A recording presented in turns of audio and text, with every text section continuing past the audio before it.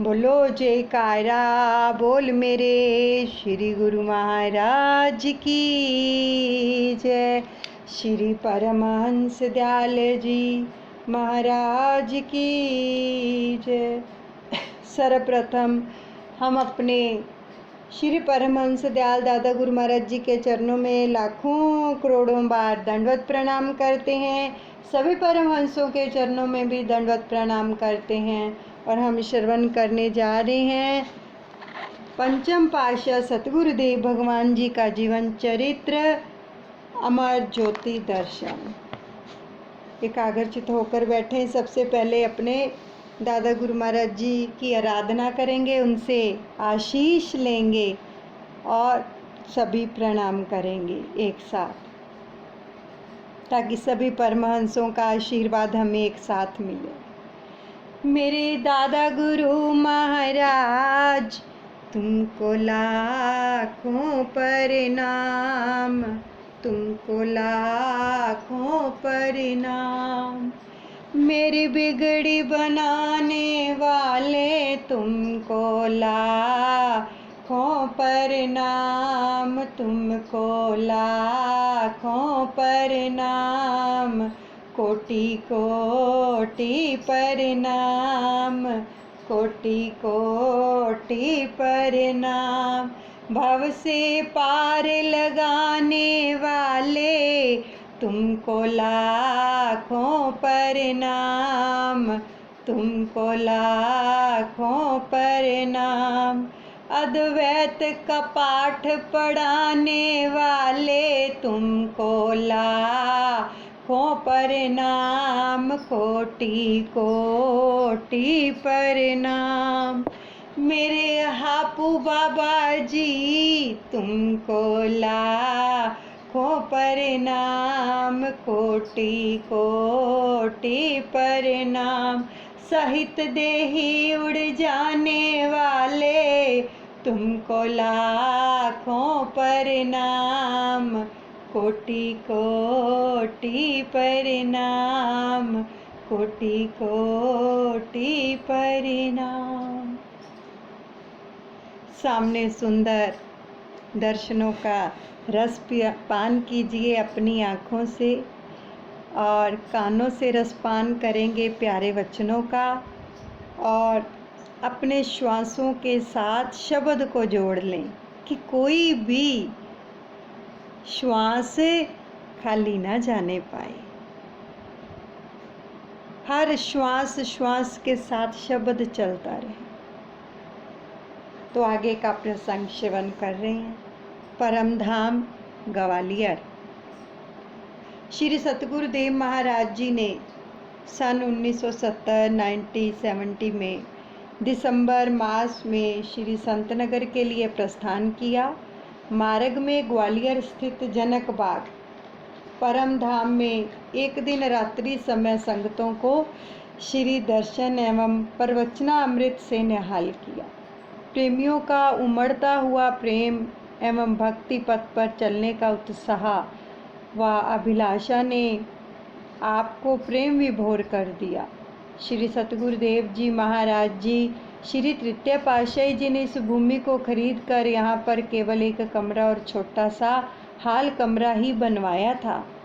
बाकी जमीन पर फलों के बगीचे और फसल के खेत थे। तो सन 1947 में विभाजन के समय काफ़ी प्रेमी परिवार यहाँ आकर बस चुके थे पाकिस्तान से। जब विभाजन हुआ हिंदुस्तान और पाकिस्तान का, तो काफ़ी प्रेमी उधर से आकर इधर बस चुके थे और आपने संपूर्ण क्षेत्र का भ्रमण किया।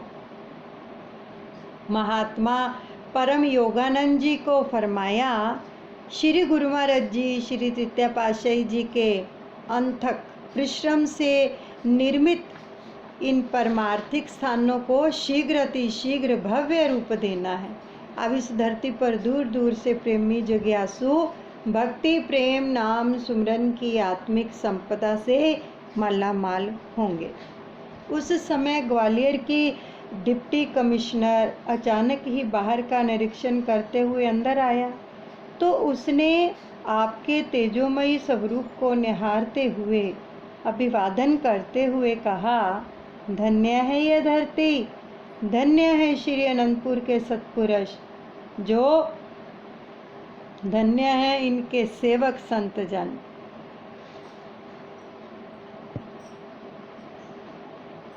निष्काम सेवा, निष्काम परमार्थ का अदम्य उदाहरण अन्यत्र नहीं, कहीं भी नहीं मिलेगा। अब यह स्थान भी श्री अनंतपुर की भांति शीघ्र ही परमार्थ की ज्योति से जगमगाएगा। सत्पुरुषों की एक दिव्य किरण ने मेरे अंतर्मानस में आनंद की अनुभूति भर दी। इससे बढ़कर महिमा का प्रमाण क्या दिया जा सकता है। तो श्री सतगुरुदेव महाराज श्री पंचम पातशाह सतगुरुदेव जी ने फरमाया, आप पुण्य संस्कारी आत्मा हैं। आपके विश्वास एवं हार्दिक श्रद्धा ने ही आत्मिक आनंद प्रदान किया है। सत्पुरुषों की संगति व समीपता जब मिले पूर्ण लाभ उठाना चाहिए, यही मनुष्य की अपनी पूंजी है। महात्मा जी ने आश्चर्यचकित हो विनय की, महाराज अभी आपने पहली बार कृपा की है, तो इसने कैसे जान लिया कि यह स्थान शीघ्र ही आबाद होगा, यहाँ अत्यधिक परमार्थ भक्ति का स्रोत बहेगा। तो श्री वचन हुए कि महात्मा जी इन्होंने पहले अपने बुजुर्गों से श्री अनंतपुर की महिमा सुनी है, तो संस्कारी जीव सत्पुरुषों की समीपता पाते ही निहाल हो जाते हैं। श्री परमहंस दयाल श्री प्रथम पातशाही दादा गुरु महाराज जी की अमर ज्योति का जन जन में जगमगाने का समय निकट ही है। महात्मा जी श्री मुख की ओर निहारते हुए नतमस्तक हो गए। अब महापुरुष ही अपनी रहस्यमय वाणी के रहस्य को जानते हैं, जीव इसे कहाँ समझ सकता है। रात्रि समय श्री दर्शन खुले और इस समय लगभग 50-60 प्रेमी जिज्ञासु श्री दर्शनों के लिए उपस्थित हुए। श्री सतगुरुदेव महाराज श्री पंचम पातशाह ने इस छोटे से हाल कमरे में श्री तृतीय पातशाही महाराज जी की मूर्ति विराजमान कर श्री आरती पूजा की, क्योंकि उस समय सब स्थानों एवं आश्रमों पर श्री तृतीय पातशाही महाराज जी की मूर्ति ही विराजमान होती थी।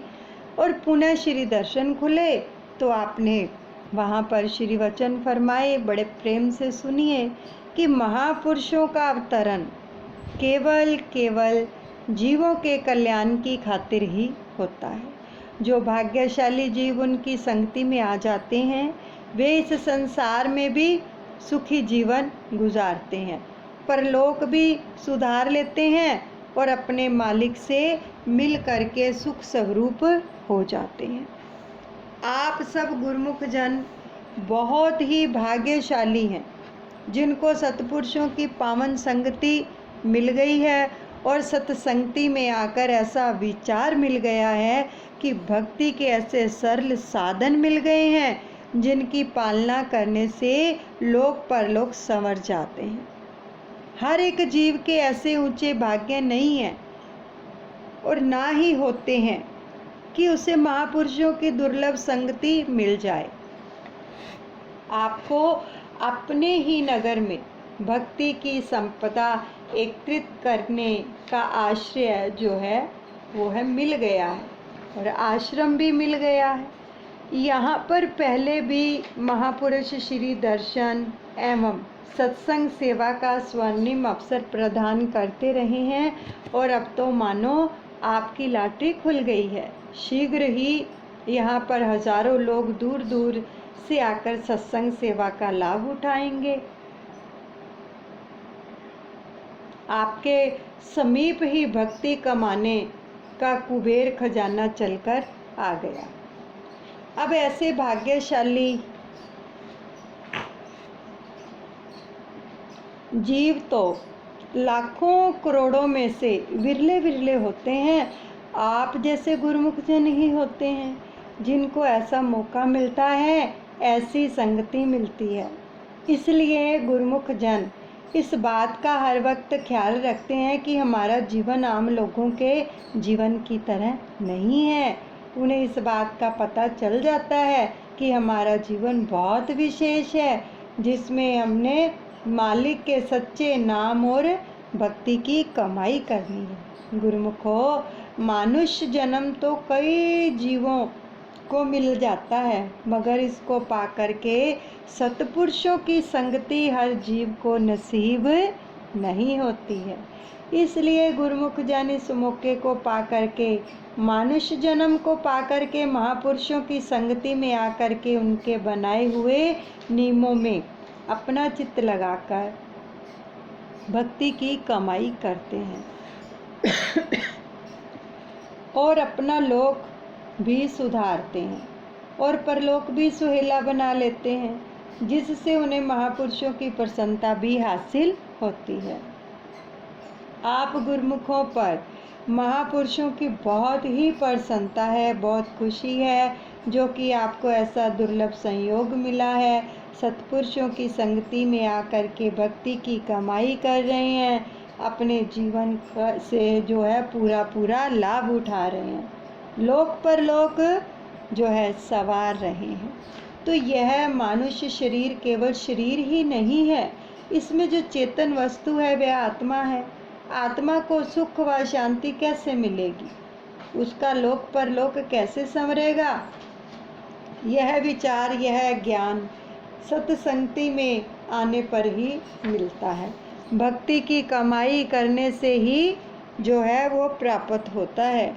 इसलिए गुरुमुख जन हमेशा सावधान रहते हैं कि अपने समय की पूरी कदर करते हैं, अपने एक एक श्वास में नाम भक्ति की कमाई करते हैं। बार बार वचन आ रहे हैं कि एक एक श्वास के अंदर शब्द की कमाई करें, एक एक श्वास के अंदर। अब जिससे कि उनको लाभ मिलता है, क्या लाभ मिलता है? वे इस संसार में भी सुख से जीवन गुजारते हैं। जब मालिक की दरगाह में जाते हैं तो सुरखरू हो जाते हैं, और इसी में मानव जीवन की सार्थकता है। समस्त संगत निहाल एवं खुशहाल थी। सबने अपने भाग्यों की सराहना करते हुए श्री परमहंस दयाल जी का धन्यवाद किया। रात्रि समय जब दर्शन बंद हुए तो आपने महात्मा दर्शन अलखानंद जी एवं परम योगानंद जी को फरमाया कि आप दोनों रात्रि को यहाँ पहरा देने का प्रबंध करें। यह संगत प्रातः सूर्य निकलने पर यहाँ से जाएगी। संगत ने रात्रि वहाँ ठहरने के लिए भाग्य मनाए कि प्रातः हमें पुनः श्री दर्शनों का सौभाग्य फिर मिलेगा।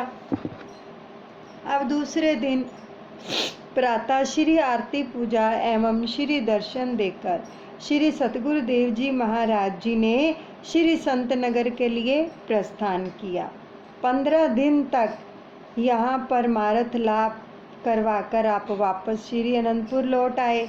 तो महापुरुष अपने प्रेमियों की भावना किस प्रकार पूरी करते हैं, यह प्रेम की अगाध लीला है।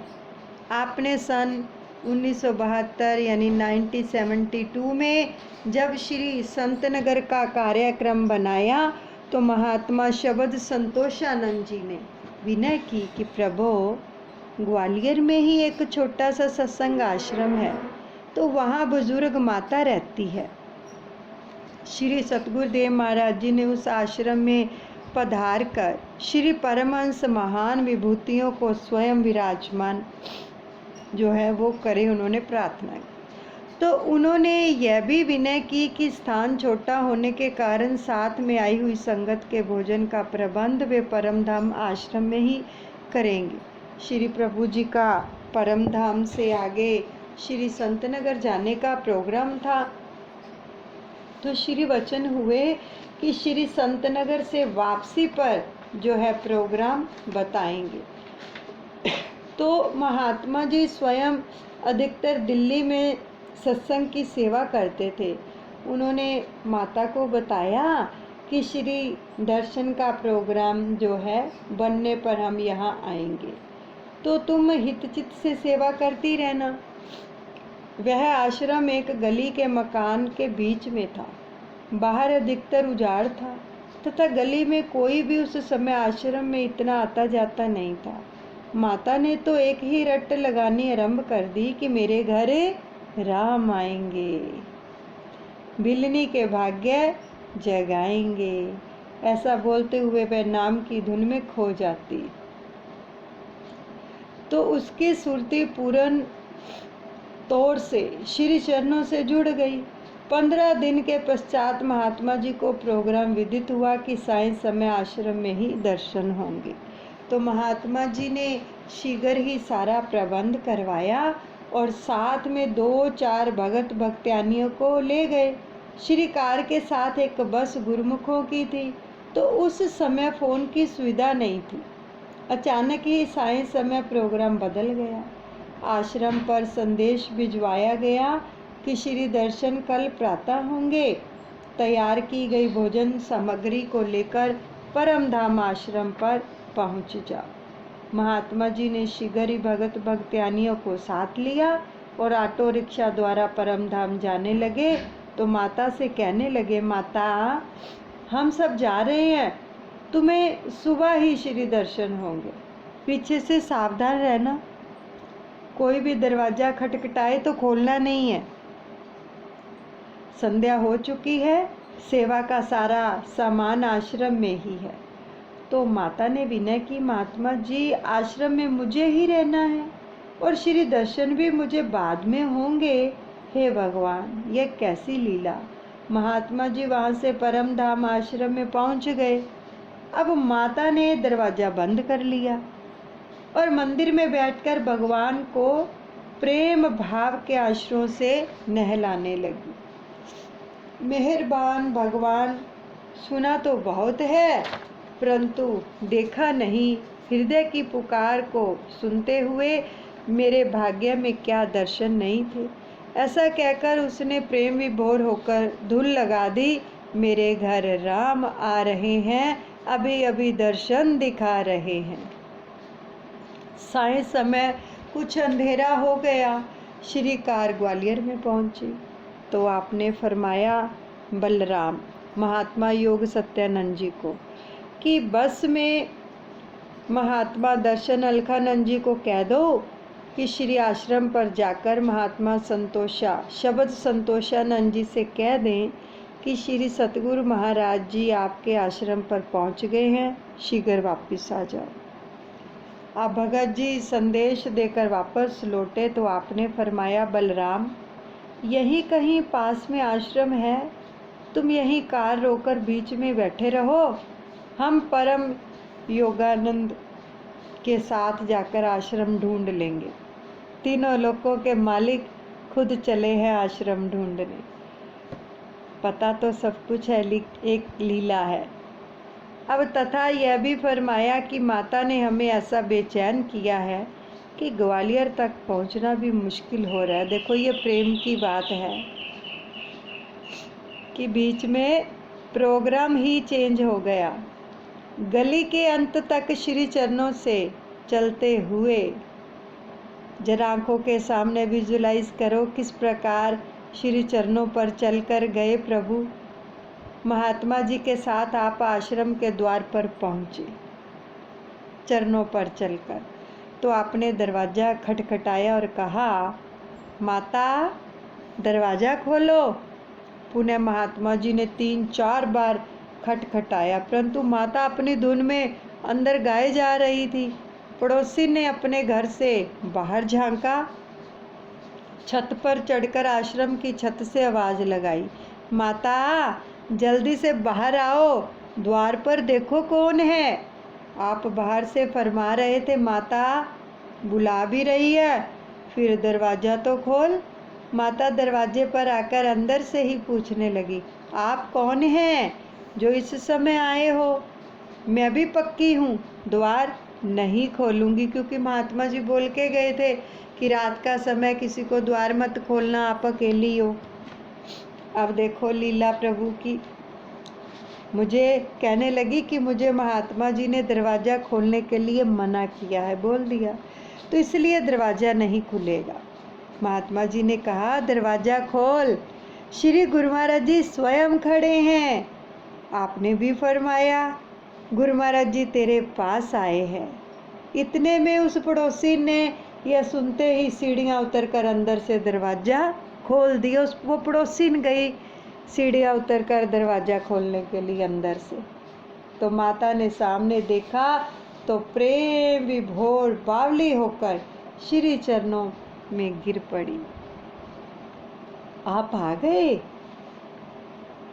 मुझे समझ ही नहीं आई प्रभु, आपको कहाँ बिठाऊं, क्या खिलाऊं? आपने फरमाया, माता सीधा मंदिर में ले चल। श्री मंदिर में जाकर महात्मा जी के साथ रुई जोत एवं घी ढूंढा और स्वयं आरती की थाली बनाई श्री गुरु महाराज जी ने, और श्री परमहंस महान विभूतियों को मंदिर में विराजमान किया। आपने स्वयं ही श्री आरती आरंभ की।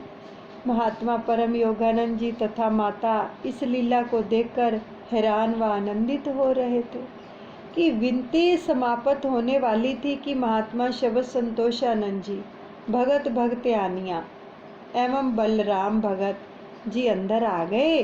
सबने दंड प्रणाम करके श्री आरती पूजा के कार्यक्रम को पूरा किया। तो महात्मा शब्द संतोषानंद जी ने विनय की, प्रभु आपकी दिव्य लीला जो है हम नहीं जान सकते, क्षमा करें, आपका स्वागत भी ना कर सके।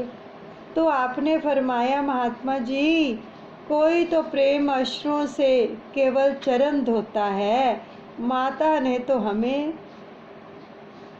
पूरा ही नहला दिया।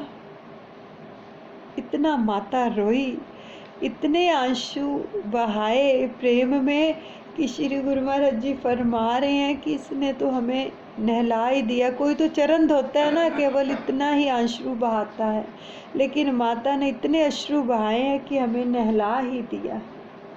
परंतु यहाँ आए तो दरवाज़ा ही ना खोले। द्वापर में भिल्ली ने कितने वर्ष तपस्या की थी, अब कलयुग है, अंतर हृदय की पुकार शीघ्र ही पूरी होती है। अब ना जाने हमें कितनी शबरी यूं पुकारेंगी, उनके प्रेम में बंध कर हमें जाना ही पड़ेगा। कलयुग के अंदर कितनी जल्दी भगवान सुनते हैं, क्योंकि सतयुग में तो फरमा रहे हैं कि बहुत तपस्या की थी ना बिल्ली ने, फिर श्री राम आए थे। लेकिन कलयुग के अंदर तो अंतर हृदय की पुकार शीघ्र ही पूरी होती है। अगर कोई मन लगाकर अपने प्रभु से प्रेम करे और शब्द का जाप करे, ये बिल्कुल सच्ची बात है। कोई करने वाला हो, प्रभु झट से ही पूरी करते हैं, लेकिन जुड़ना पड़ता है। तो सबके सामने माता उठी और रसगुल्ले के कटोरे को उठाकर अपने हाथों से भोग लगवाने लगी। गा गा कर कहने लगी, मेरे घरे राम आए हैं, मेरे घरे राम आए हैं। महात्मा जी उसे रोकने लगे तो श्री प्रभु जी ने उन्हें मना कर दिया। फरमाने लगे, इसे भोग लगवाने दो। प्रेमियों की अनोखी प्रेम लीला। कुछ वर्षों के बाद माता को जो था साधु बनकर आश्रम पर शरीर त्याग दिया। माता ने, श्री गुरु माई ने उसको साधु वेश प्रदान कर दिया था। फिर उसके बाद उसने कुछ वर्षों के बाद ही साधु बनकर आश्रम पर ही शरीर को त्याग दिया। देखो कैसी रूहें हैं जिनको कितना प्रेम मिला है। पंचम पातशाह सतगुरुदेव जी का इतना सानिध्य पाया है उन रूहों ने, सच में कितनी नज़दीकी पाई है। तो समय की लीला भी बहुत अनोखी है कि पास में खड़े सभी गुरुमुख यह देखकर हैरान हो रहे थे कि अंतिम समय में रसगुल्ले माता के हाथ में कहाँ से आ गए। माता ने पुनः गाते हुए कहा, आ गए मेरे राम, भोग लगाओ मेरे राम। श्री दर्शन देकर श्री गुरु महाराज जी ने मुझे निहाल कर दिया। बस यही कहते हुए वह श्री चरणों में समा गई। कितनी प्यारी रूह होगी वो, जिसका ध्यान ही श्री चरणों में और मुख में उनका नाम और श्री चरणों में शीश रख के शरीर त्याग दिया। इसलिए कहते हैं कि सारा जीवन चाहे भक्ति करें, लेकिन अंतिम समय जिसका सुहेला बन गया ना, उसने खट लिया।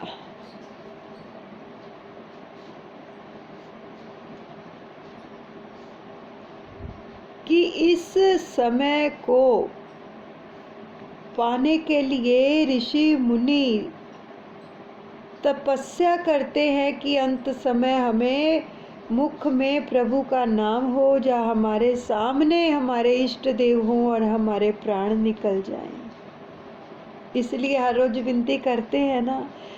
देखो, रोज रोज अगर हम विनती करते हैं अंतिम समय की कि प्रभु आप ही लेने आना, सामूहिक रूप में विनती होती है, व्यवस्था वो करेगा, क्यों नहीं करेगा। फरमा तो दिया प्रभु ने कि कलयुग के अंदर अंतर मन से निकली हुई पुकार शीघ्र पूरी करते हैं प्रभु, शीघ्र पूरी होती है।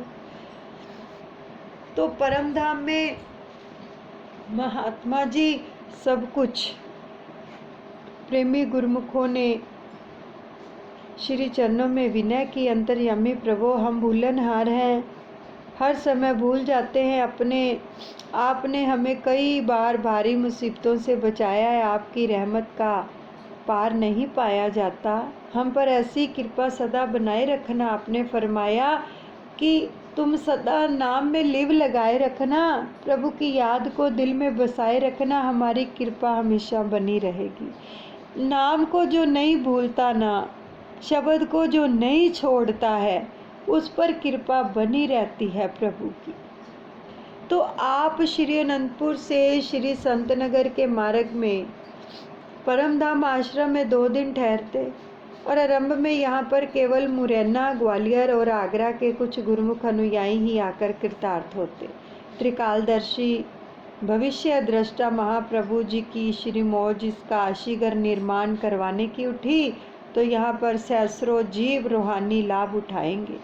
इस लक्ष्य को दृष्टिगत रखते हुए शीघ्र अतिशीघ्र इसके विकास की ओर ध्यान दिया।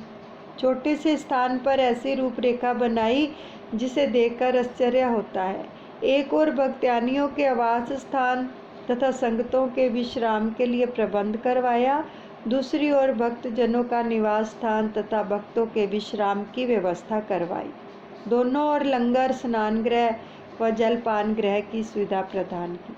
श्री परमहंस अद्वैत मंदिर तथा श्री सत्संग भवन में पहुंचने के लिए दोनों और अलग अलग मार्ग का विधान है। इस आश्रम की देखरेख के लिए महात्मा अनमोल प्रकाशानंद जी को प्रबंधक बनाया।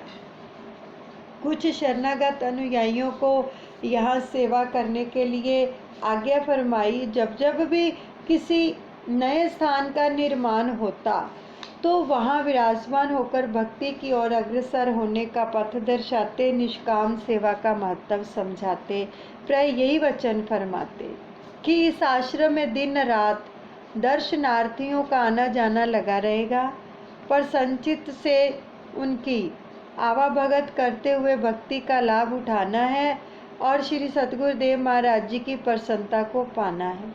भक्तानियों की और आवास स्थान के बीच में ही एक कमरे में शांति भवन अभ्यास स्थल बनवा दिया और फरमाया, श्री आरती, पूजा, सत्संग, सेवा, सुमिरन और ध्यान श्रद्धा सहित सेवन करें, निश्चय हो कल्याण। प्रत्येक गुरुमुख अनुयायी इन 5 नियमों का नित्य प्रति श्रद्धा पूर्वक पालन करें। 5 नियमों की परिपालना ही आत्मिक उन्नति का साधन है। प्रमाद और आलस्य को त्याग कर सावधान एवं सतर्क रहकर अपने लक्ष्य की ओर बढ़ते जाना है। श्री आज्ञा को सर्वोपरि मानकर मन के चंगुल से छुटकारा पाना है। यही गुरुमुखों का विशेष कर्तव्य है। आपने फरवरी सन 1979 में श्री मौज के अनुसार श्री परमहंस अद्वैत मंदिर की नींव का मुहूर्त निज कर कमलों से किया। दिनांक 15 दिसंबर सन 1982 बुधवार को इस श्री परमहंस अद्वैत मंदिर में श्री परमहंस महान विभूतियों की प्रतिमाएं विराजमान कर इस आश्रम का शुभ नाम परम धाम फरमाया। विधिवत श्री आरती पूजा हुई और श्री प्रवचन फरमाए। गुरुमुखों, यह सब लोग जानते हैं और नित्य प्रति का अनुभव है कि जब शारीरिक स्वास्थ्य बिगड़ जाता है, रोग बढ़ जाता है, तो मनुष्य को किसी डॉक्टर के पास अथवा किसी अस्पताल में जाना पड़ता है। जब तक वह किसी योग्य चिकित्सक के पास नहीं जाता, तब तक उसका रोग दूर नहीं हो सकता। तो इसी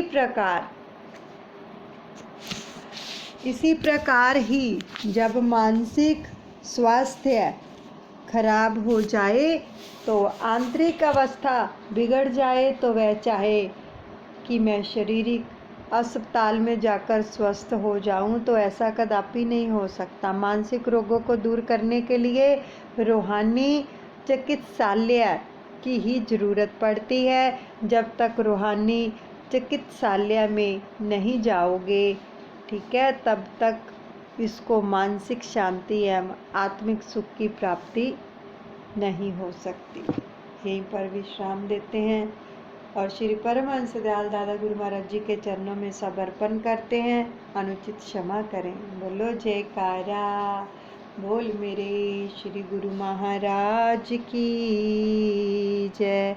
श्री परमहंस दयाल जी महाराज की जय।